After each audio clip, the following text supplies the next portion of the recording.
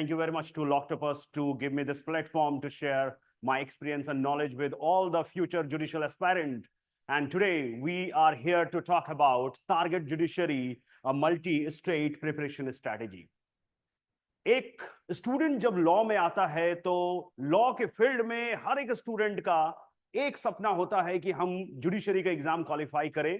Okay, ये उनके दिमाग में हमेशा होता है कि सर वन ऑफ द मतलब एक टॉप लेवल पे हम जिस एग्जाम को देख पाते हैं लॉ में वो है आपका जुडिशियल सर्विस एग्जामिनेशन. लेकिन समस्या ये होती है कि जब भी एक स्टूडेंट डिसाइड करता है कि I have to prepare for judiciary, वो काफी सारे कंफ्यूजन में रहता है. अलग अलग लोग उन्हें अलग अलग सलाह देते हैं, तो ये कंफ्यूजन बढ़ता चला जाता है. Today we are here to solve this confusion. जितने भी आपके कंफ्यूजन है जुडिशरी की प्रिपरेशन को लेके, उनको हम लोग सॉल्व करने की कोशिश करेंगे. So this will be the way. So we'll try to solve all the problems related to judicial service examination preparation. And I'll try to be bilingual here because we have the students from both English and Hindi medium. So that's why I'll try to be to communicate both in English and Hindi. Okay. So I can see your chat here. आप लोगों का कोई भी अगर question होगा तो आप लोग यहाँ पे लिख सकते हैं. Okay. Am I audible? I hope I must be audible to all of you. Please write down if I am audible clearly to all of you. Am I audible? Okay, so I'm receiving the messages from all of you, so I'm clearly audible. So let's start. Okay, so whenever we start pursuing LLB, then we have the first question that what are the career options after LLB? This is the first question we have. The moment we are about to complete our LLB, we are always under a confusion that what should I do after doing LLB or after completing my LLB. So the first option we get is the corporate. Law firms का ख्याल हमारे दिमाग में आते हैं. We think of it that, okay, we can join the corporate sector. Second option is the most famous one, is the litigation. So this is the conventional one that every law student has this mindset that after the completion of the LLB, we will join the litigation. Third is the judiciary. So that is the topic today we will talk about. So third is judiciary. Fourth is the teachings. You want to be the professor. आप जो है professor बनना चाहते हैं, कहीं lecturer बनना चाहते हैं. So this will be the next one. And UPSC.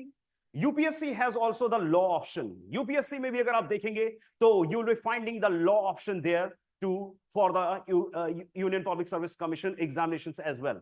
And the last one is the NGOs. As a law officers, you can join the NGOs. Okay, out of all these career options, today we are going to talk about judiciary. जितने भी career options हैं, उनमें से हम लोग जिसके बारे में आज बात करने जा रहे हैं उसका नाम है judiciary.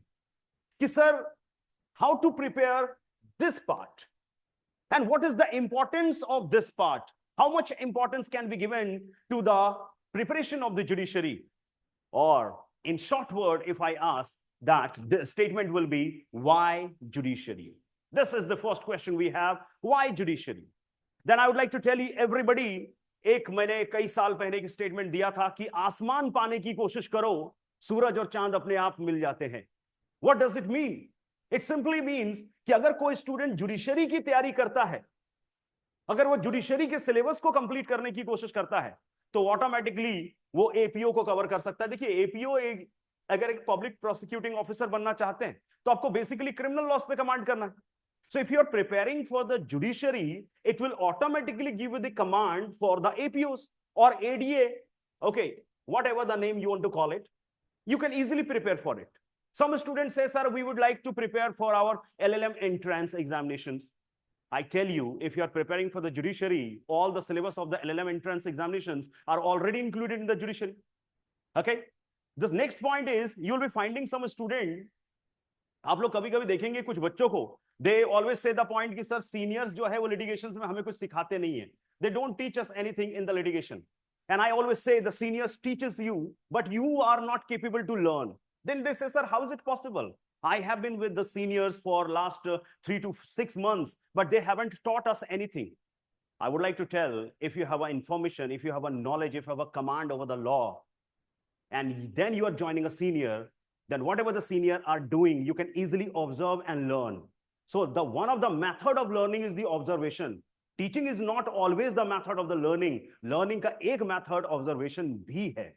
तो ये बात आप लोगों को ध्यान देना होगा कि अगर हम जुडिशरी की बात करें तो you will have to make this point कि अगर कोई जुडिशरी की प्रिपरेशन करता है तो ऑटोमेटिकली वो क्लैट की प्रिपरेशन कर सकता है, वो एपीओ की प्रिपरेशन कर सकता है. ओके, किसी भी लिटिगेशंस में अगर वो कल जाता है तो definitely your performance in the litigation, in the advocacy will be higher than those who have not prepared well.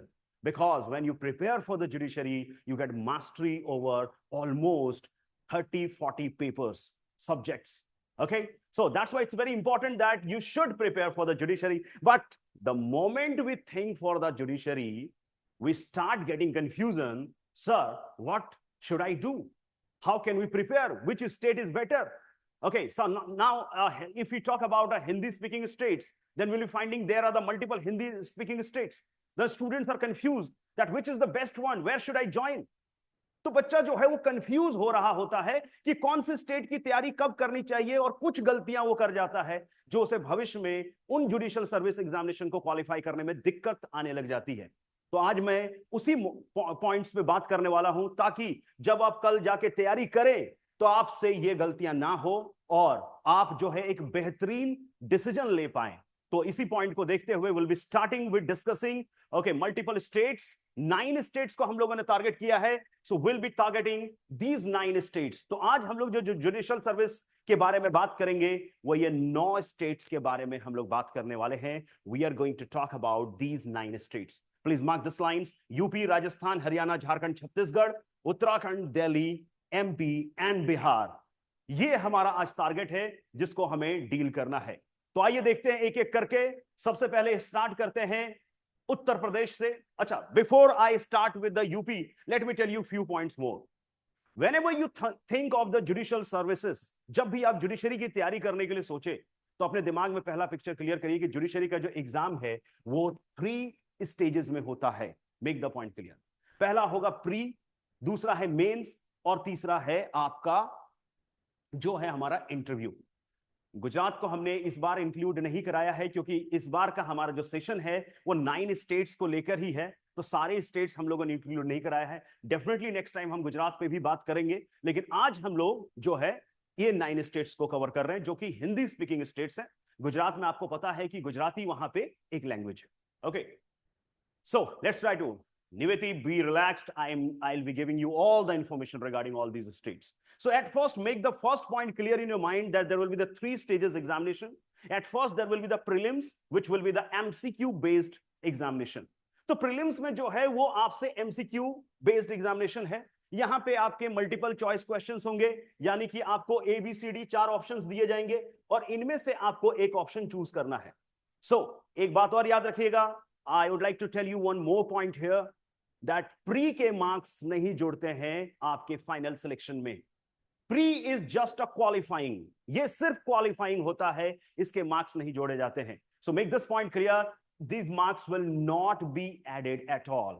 Okay, so pre सिर्फ क्वालिफाइंग है, ये बात याद रखिएगा. दूसरा पॉइंट है जो सिलेक्शन का जो बेस है, जो फाउंडेशन है. अगर आप कहें कि sir the foundation of the selection, जो एक जज बनने में सबसे बड़ा रोल प्ले करता है वो आपका मेंस. अगर आपका मेंस कमांड में है तो डेफिनेटली जो है आपका सिलेक्शन बहुत इजी हो जाएगा. कैसे हो जाएगा, आप इस सेमिनार में बने रहिएगा. ओके, हम लोग इस पे बात करेंगे. सो मेंस जो होता है वो एक सब्जेक्टिव पेपर होता है. यहां पे आपको जिस तरीके से आप अपने एलएलबी के एग्जाम्स में पूरे आंसर शीट्स में पूरे आंसर्स लिखते हैं, उसी तरीके से एक सब्जेक्टिव एग्जामिनेशन होगा. और तीसरा विंग होता है आपका इंटरव्यू, यानी third stage is the interview, जहां पे जो बात की जाती है आपकी पर्सनालिटी को टेस्ट किया जाता है कि क्या आप जज बनने लायक हैं या नहीं. सो ये इंटरव्यू जो है तीसरा स्टेज होता है, और ये तीनों स्टेज का कॉम्बिनेशन जब किया जाता है तब जाके आप एक जुडिशियल ऑफिसर बनते हैं. So judicial officer is a combination of all these 3 stages examination. At first you have to qualify prelims, then the mains, then the interview, then judicial officer आप बनते हैं. अब मैं अलग अलग स्टेट्स के बारे में बात करना चाहूंगा. वेस्ट बंगाल को भी हमने इसलिए इंक्लूड नहीं किया है क्योंकि वेस्ट बंगाल में एक पेपर होता है बंगाली, और वो आपको क्वालिफाई करना होता है. वहां पे उस लैंग्वेज को आपका एक बार है, तो इसलिए अभी आज हम लोग सिर्फ हिंदी स्पीकिंग स्टेट्स के बारे में बात कर रहे हैं. That's why definitely Bengal will be there next time. Okay, so we are going to talk about the first state, and the first state is UP Judicial Service Examination. Uttar Pradesh. Uttar Pradesh judicial service examination के बारे में मैं कुछ बातों को आपको आज बता दूं कि ये बातों का ध्यान रखें. इंडिया में सबसे ज्यादा वैकेंसी क्रिएट करने वाला अगर कोई स्टेट है तो वो है यूपी. उत्तर प्रदेश में जो नंबर ऑफ वैकेंसीज है वो इंडिया में सबसे ज्यादा, किसी भी जुडिशियल सर्विस एग्जामिनेशन में इतनी वैकेंसी नहीं आती जितना यूपी में आपके पास वैकेंसी होगा. तो हमेशा आपने देखा होगा, you will be finding the number of the vacancies in 200, 300 plus. Okay, so UP highest number of vacancies को क्रिएट करता है among all states. Take care of this point. Second point पे अगर हम बात करें तो वो है आपका एज लिमिट. याद रखिएगा, the maximum age limit is 35. Okay, इससे ज्यादा आपकी एज नहीं होनी चाहिए. So if you are thinking of UP, your age limit is 35. So take care of this line. आपका मैक्सिमम एज लिमिट जो है वो 35 है. तो इससे ज्यादा अगर आपके एज हो जा रही है तो फिर यूपी में प्रॉब्लम है. तो प्रिपरेशन इसलिए कहते हैं कि जल्दी शुरू कर देनी चाहिए ताकि हमें कभी दिक्कत ना हो. Next is the most important. Please इसको हैशटैग लगा लीजिए. ये सबसे इंपॉर्टेंट है, जो लोगों को जानकारी नहीं होती है. कभी कभी बच्चे यूं ही अपीयर हो जाते हैं उत्तर प्रदेश के एग्जामिनेशन में और यहां पे वो एक गलती करते हैं. गलती ये है कि एक बात याद रखिएगा कि यूपी में सिर्फ 4 अटेम्प्ट्स हैं. एक जुडिशियल एस्पायरेंट को सिर्फ 4 अटेम्प्ट्स मिलता है यूपी में. तो अगर आप प्रिपेयर्ड नहीं है, आपकी प्रिपरेशन बिल्कुल नहीं है, तो प्लीज यूपी में अपीयर मत होइए. सिर्फ देखने के लिए यूपी का एग्जाम नहीं दिया जाता, क्योंकि आप जितनी बार अपीयर होंगे उतनी बार आपका अटेम्प्ट काउंट होगा. और यूपी हैज 4 अटेम्प्ट्स ओनली. सो इसको याद रख लीजिएगा. भविष्य में इस बात को हमेशा ध्यान रखना है. यह गलती नहीं करनी है आप लोगों को. नेक्स्ट पॉइंट, यूपी के बारे में एक बात और ध्यान रखनी है कि यूपी में सिर्फ लॉ नहीं पूछा जाता. आप अगर देखेंगे कई स्टेट में सिर्फ लॉ पूछा जाता है, लेकिन UP is a combination of GK, GS, minor acts, local laws, और आपके जो लॉज हैं इनके साथ आपको इनको भी कवर करना होगा. तो यूपी की तैयारी के बारे में एक बात और मैं बता दूं. अगर उत्तर प्रदेश माइंड में है कि सर मुझे यूपी में जज बनना है, तो अपने जीके जीएस की तैयारी कुछ यूपीएससी लेवल के आसपास करना शुरू कर दीजिए. क्योंकि यूपी में जो जीके जीएस पूछा जाता है वो उसका लेवल जो है वो बहुत डाउन नहीं है. उनका लेवल लगभग लगभग यूपीएससी के बराबर है. तो अगर आप उत्तर प्रदेश माइंड में रख रहे हैं तो जीके जीएस पे आपकी बेहतरीन तैयारी होनी चाहिए. Mark this line very carefully. तो अगर कभी भी आपको यूपी आपको भविष्य में निकालना हो तो प्लीज जीके जीएस, आज एक मंत्र अपने दिमाग में रखिएगा, जीके जीएस पे कमांड रखिएगा. यूपी में एक और कैच है जो यूपी सबसे ज्यादा परेशान करता है कि स्टूडेंट को, लोकल लॉ. आप लोकल लॉज को भी यूपी की तैयारी में शुरुआत से ही देखना होता है. लास्ट मोमेंट पे यूपी का लोकल लॉ कवर नहीं किया जा सकता. तो अगर आप यूपी जुडिशरी की तैयारी कर रहे हैं तो फर्स्ट डे से आप अपने लोकल लॉ और जीके जीएस दोनों की तैयारी करना शुरू कर दीजिए. बाकी तो माइनर लॉज डेफिनेटली वहां पे होते ही हैं. कई और भी स्टेट्स में माइनर लॉज हैं, लेकिन ये 2 कैच हैं जो आपको हमेशा ध्यान रखना चाहिए. Okay, next point is fastest selection procedure. याद रखिएगा कि उत्तर प्रदेश का जो सिलेक्शन का प्रोसीजर है वो इंडिया का सबसे fastest.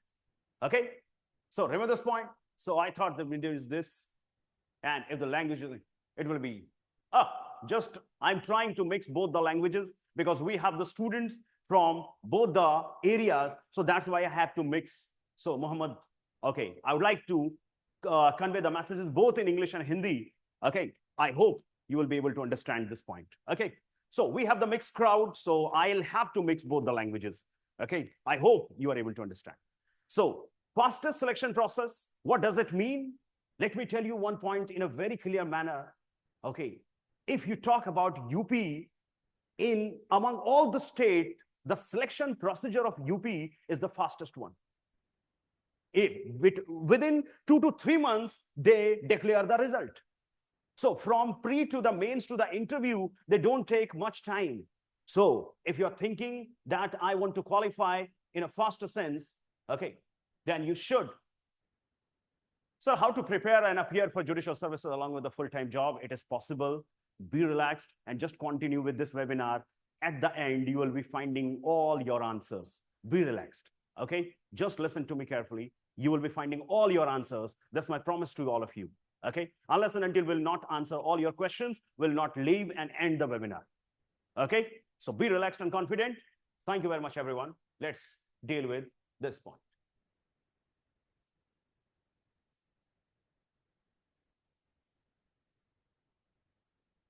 So,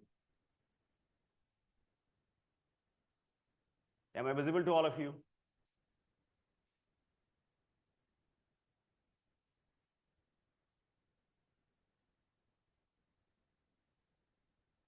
Okay, so I hope, Siddharth, you should be satisfied with this. Okay, thank you very much, everyone.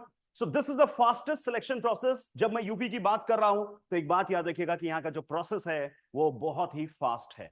तो बहुत कम समय में अगर जुडिशरी निकालना हो तो you should opt UP judicial service. Next state we have is the Rajasthan Judicial Service Examination. For all the students who are in LLB and pursuing their LLBs, it is one of the best state. Why I call it one of the best state for the LLB students? Because it is the only state where you can appear for during your LLB. जब आप LLB अपना pursue कर रहे हैं उस दौरान आप राजस्थान में अपीयर हो सकते हैं. Final year students are allowed to appear in Rajasthan judicial service examination. Okay, no need of your certificate of LLB while appearing in the prelims. Mark this line. लेकिन एक बात याद रखिएगा राजस्थान के लिए, मैं कैच बता देता हूं कि your degree must be completed at the time of mains. Point to be noted, your degree must be completed, your LLB must be completed at the time of mains. So you can appear in Rajasthan Judicial Service even if you have not completed your LLB, but one point must be clear, that your degree must be completed at the time of mains. Okay, because they give the 7 days time from the date of the mains. Okay, so make this point clear in your mind. So Rajasthan Judicial Services, we have the first point, can appear for examination in final year of LLB. So any student whosoever, okay, whosoever is in final year can appear in the Rajasthan Judicial Service examination. Make the point clear. Second point we have is a maximum age limit is 40 years. Please याद रखिएगा कि राजस्थान में जो maximum age limit है वो 40 साल है, जबकि जनरली हर स्टेट में, एक पॉइंट याद रखिएगा, जनरली हर स्टेट में जो मैक्सिमम लिमिट होता है वो 35 इयर्स होता है. ओके, दिल्ली में 32 इयर्स है, राजस्थान में 40 है और हरियाणा में देखेंगे 42 है. तो इस तरीके से राजस्थान का जो मैक्सिमम एज लिमिट है वो 40 इयर्स है. No particular number of the attempts, कोई पर्टिकुलर नंबर ऑफ अटेम्प्ट्स जैसे यूपी में था, राजस्थान में ऐसा कोई अटेम्प्ट नहीं है, ये याद रखिए. तीसरा पॉइंट है no negative marking in the examination. Okay, ये मार्क कर लीजिएगा, राजस्थान कोई नेगेटिव मार्किंग में नहीं डील करता, वहां पे कोई नेगेटिव मार्किंग नहीं है. टोटल आप जो पेपर देंगे, ओके, उस पे ही आपका असेसमेंट किया जाएगा, कोई नेगेटिव मार्किंग नहीं है. अगला पॉइंट है स्पेशल फोकस. राजस्थान एकमात्र स्टेट है जहां पे प्री में हिंदी व्याकरण और इंग्लिश ग्रामर पे जोर दिया जाता है. तो अगर आप लोगों को हिंदी व्याकरण से डर लगता है या फिर पसंद नहीं है तो राजस्थान का चुनाव थोड़ा संभल के करें. या तो पसंद बनाइए या राजस्थान मत चुनिए, क्योंकि राजस्थान में आपको हिंदी और इंग्लिश दोनों पे ही मास्टरी होनी चाहिए. क्योंकि याद रखिएगा कि राजस्थान का जो रेशियो चलता है वो 70+30 होता है, यानी कि 70 मार्क्स आपके लॉ के होते हैं और 30 मार्क्स आपके इंग्लिश और हिंदी के होता है प्री में. तो अगर आपकी हिंदी और इंग्लिश कमजोर है तो राजस्थान एक ट्रबल हो सकता है आपके लिए. So it's very important that we should have a mastery over Hindi and English both. Okay, grammatical sense में. अगला पॉइंट याद रखिएगा, एक अच्छी खबर है राजस्थान के बारे में कि जिन स्टूडेंट्स को जीके जीएस से डर लगता है कि सर हमारा जीके जीएस बहुत वीक है, हम जीके जीएस में बहुत अच्छा हमारा कमांड नहीं है, मुझे हिस्ट्री ज्योग्राफी पढ़ने में अच्छा नहीं लगता, आपके लिए एक बेहतरीन स्टेट है Rajasthan. Mark the point, no GK GS is asked in the paper. ना तो प्री में वहां जीके जीएस है, ना तो मेंस में. Rajasthan is the only state where you will not be finding any GK GS, neither in pre nor in mains. So I hope this point must be clear to all of you. ये राजस्थान की कुछ information है जो आपको ध्यान में रखना चाहिए. ट्रांसलेशन, डेफिनेटली इनके मेंस में कोई ट्रांसलेशन नहीं पूछा जाता है, वहां पे कोई ट्रांसलेशन का पेपर नहीं होता है, वहां सिर्फ ऐसे का पेपर होता है. सो ये बात भी याद रखिएगा, ट्रांसलेशन राजस्थान नहीं फॉलो करता है, वो सिर्फ ऐसे के कॉन्सेप्ट पे जाता है. Hope this point is clear to all of you. This is about Rajasthan. ये राजस्थान के बारे में कुछ बेसिक इंफॉर्मेशन है जो आपको पता होना चाहिए. तीसरे स्टेट पे जाए तो हरियाणा. हरियाणा की एक खासियत है, मैक्सिमम एज लिमिट यहां पे है 42.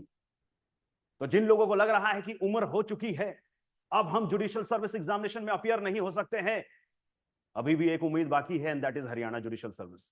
Haryana judicial service, you will be finding the maximum age limit is 42 years.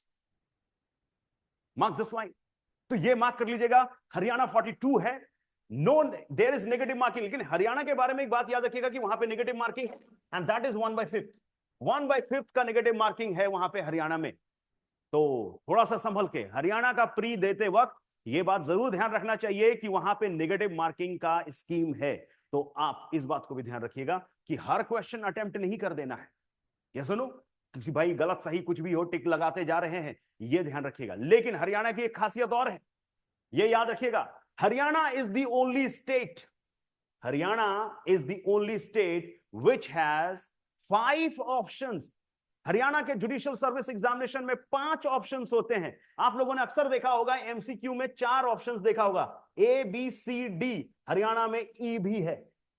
तो Haryana has 5 options. Mark this line very carefully. तो हरियाणा में 5 ऑप्शंस होते हैं और 5वां ऑप्शन होता है नॉट अटेम्प्टेड. ओके. और एक बात और याद रख लीजिए, हरियाणा के लिए मैं एक बात बहुत इंपॉर्टेंट बता रहा हूं. हरियाणा में याद रखिएगा कि अगर 13 क्वेश्चंस, 13 क्वेश्चंस, ये फिगर अपने माइंड में फिक्स कर लीजिए, अगर 13 क्वेश्चन का जवाब आपने पांचों में से कोई भी ऑप्शन टिक नहीं किया 13 क्वेश्चंस में, अगर 13 क्वेश्चंस में से आपने पांचों में से कोई ऑप्शन टिक नहीं किया, तो आपका पूरा का पूरा पेपर डिस्क्वालीफाई हो जाएगा. Haryana has a very unique plan. आपको पांचों में से कोई ऑप्शन क्लिक करना ही पड़ेगा. इनका 5वां ऑप्शन होता है नॉट अटेम्प्टेड, कि अगर आप अटेम्प्ट नहीं भी करना चाहते हैं तब भी 5वें ऑप्शन पे टिक करिए. सर्कल करना बहुत जरूरी है हरियाणा में. अगर आप 13 क्वेश्चंस जो है अगर सर्कल नहीं करते हैं तो आपका पूरा का पूरा पेपर ही डिस्क्वालीफाई हो जाएगा. आपका कोई मार्क्स जो है नहीं जोड़ा जाएगा और आप जो है रेस से बाहर हैं. तो ये बात जरूर याद रखिएगा, you need to circle any of the option. अगर आप नहीं अटेम्प्ट करना चाहते तो कम से कम ई पे सर्कल कर दीजिए कि not attempted. I hope you are getting it. तो ये बात आप हरियाणा के लिए याद रखिएगा. नेक्स्ट पॉइंट, ये बहुत इंपॉर्टेंट पॉइंट है जो आपको याद रहना चाहिए. लेवल ऑफ एग्जामिनेशन लगभग इसलिए कहते हैं, एक बात याद रखिए, जो दिल्ली की प्रिपरेशन करता है उसे हरियाणा की प्रिपरेशन जरूर करनी चाहिए, क्योंकि दोनों आइडेंटिकल है. Okay, almost you will be finding level थोड़ा सा डाउन अगर कर दें 10% 15%, तो ये दिल्ली के बराबर ही है. तो 10-15% डाउन करके हरियाणा भी दिल्ली के बराबर ही है. तो इसलिए आप अगर दिल्ली की प्रिपरेशन कर रहे हैं तो ऑटोमेटिकली आपको हरियाणा टारगेट करना ही चाहिए, क्योंकि दोनों का लेवल जो है वो दिल्ली की तरह ही है. इसलिए आपको यह पॉइंट क्लियर करना होगा. Next point, paper focuses. ये बात याद रखिएगा, इसमें मैंने कहा था कि जो day to day legal happenings हैं, जो अभी हमारे सामने जो लीगल हैपनिंग्स हो रहे हैं, कंटेम्पररी लीगल इश्यूज हैं, उनमें थोड़ा फोकस बनाइएगा, क्योंकि हरियाणा कंटेम्पररी लीगल इश्यूज से सवाल पूछता है. अभी जैसे बीएसए, बीएनएस, बीएनएसएस आ गया तो इनसे सवाल होगा.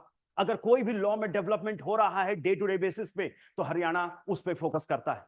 तो इसलिए अभी से ही कुछ ऐप को आप फॉलो करना शुरू कर दीजिएगा ताकि आपके पास सारे इंफॉर्मेशन हो. ये सुनो, ताकि कंटेम्पररी लीगल इशू को आप जान पाए. एक बात और हरियाणा के बारे में मैं कहना चाहूंगा, हरियाणा में सिर्फ आपका नॉलेज मायने नहीं रखता है जज बनने के लिए. सर मैं नॉलेज हूं, ज्ञानी हूं, अच्छी बात है, सिलेक्शन हो जाएगा, लेकिन एक बात पे और काम करना होगा, पर्सनालिटी. प्लीज मार्क करिएगा, state with highest weightage of marks in interview. Please mark this line. Haryana में इंटरव्यू में 200 मार्क्स हैं. तो Haryana is the only state, it is the only state in India which has 200, मतलब हिंदी स्पीकिंग स्टेट्स में मैं बात करूं तो 200 मार्क्स हैं हरियाणा जुडिशरी के इंटरव्यू में. तो अगर आपने मेंस बहुत अच्छा लिखा भी है और अगर आप इंटरव्यू में कमजोर हो गए तो सिलेक्शन में बहुत बड़ी दिक्कत आ सकती है. इसलिए हरियाणा वाले लोग तैयारी करना शुरू कर दें अपने पर्सनालिटी के ऊपर भी. So you should be well prepared upon your personality as well, so that this, देखो अब 900 इनके मेंस में है और 200 मार्क्स इनके. जहां पे आप देखेंगे मैक्सिमम मार्क्स इंटरव्यू में 100 होता है, 25 है, 35 है, तो ऐसे जगह पे आप कह रहे हैं कि भाई 200 मार्क्स हैं. तो 200 marks plays the biggest role. तो इसलिए याद रखिएगा, इंटरव्यू की तैयारी आपको हरियाणा की शुरुआत से ही ध्यान देना होगा, और ये कैच आप लोग अपने दिमाग में अभी ही रखेंगे और उसके अनुसार अपनी पर्सनालिटी पे काम करते रहेंगे। Make the point clear. Okay, the next point is the Jharkhand judicial service examination. Jharkhand judicial service examination के बारे में मैं कहता हूं कि it's a complementary judicial service. Complementary judicial service के बारे में समझने की कोशिश करिएगा। आप इंडिया में किसी भी जुडिशियल सर्विस की तैयारी करिए, झारखंड एक कॉम्प्लीमेंट्री पैकेज की तरह आता है, जिसके लिए अलग से बहुत ज्यादा तैयारी करने की जरूरत नहीं होती।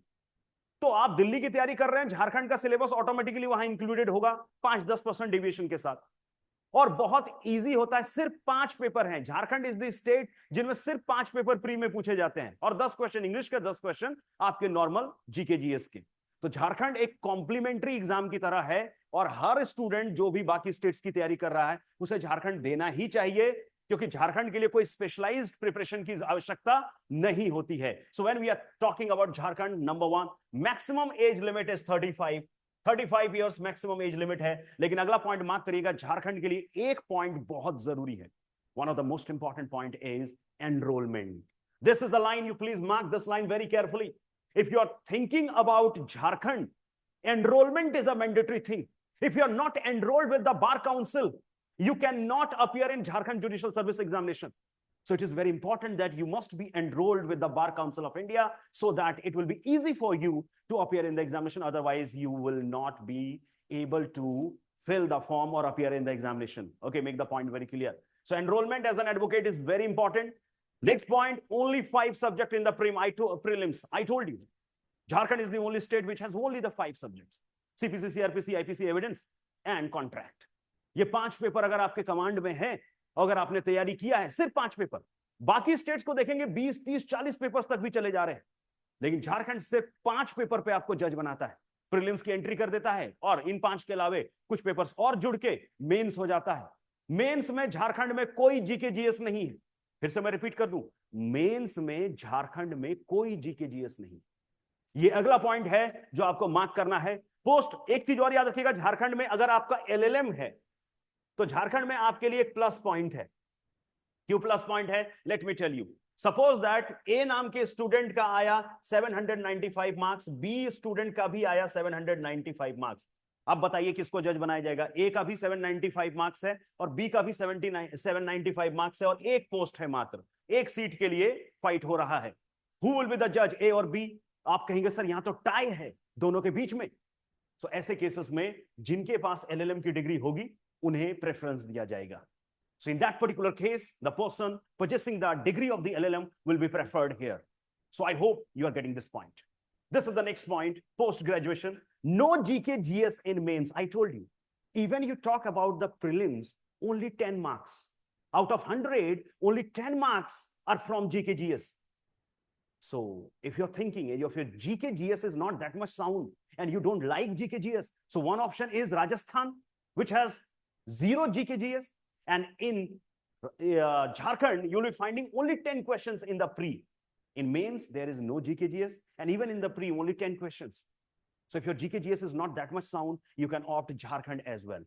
I hope you're getting it. Next point is no negative marking. Again, the Jharkhand is on the same pattern, on a same procedure, that they have also no negative marking. इनके पास भी कोई negative marking नहीं है। ये अगला point mark करने की आवश्यकता होगी। I hope you are able to understand Jharkhand as well. If you talk about Chhattisgarh, अब हमारे सामने छत्तीसगढ़ का एग्जाम आता है। छत्तीसगढ़ बहुत ही यूनिक है, बहुत ही स्पेशल है। छत्तीसगढ़ बहुत ही स्पेशल इसलिए है क्योंकि जनरली आपको हर स्टेट में मेंस देना पड़ता है और कई सारे सब्जेक्ट्स में कई सारे क्वेश्चन का जवाब देना होता है।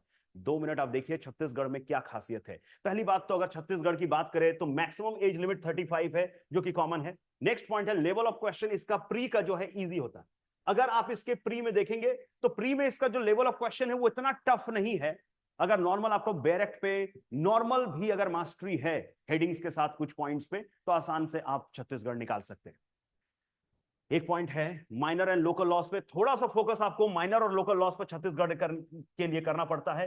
तो वहां का जो लैंड रेवेन्यू कोड वगैरह है, जो डेफिनेटली एमपी वाला ही फॉलो करते हैं वो लोग, लेकिन उसके लिए थोड़ा सा आपको अपनी तैयारी रखनी पड़ेगी। ओके, तो ये एक पॉइंट है, लेकिन ये है इसका की।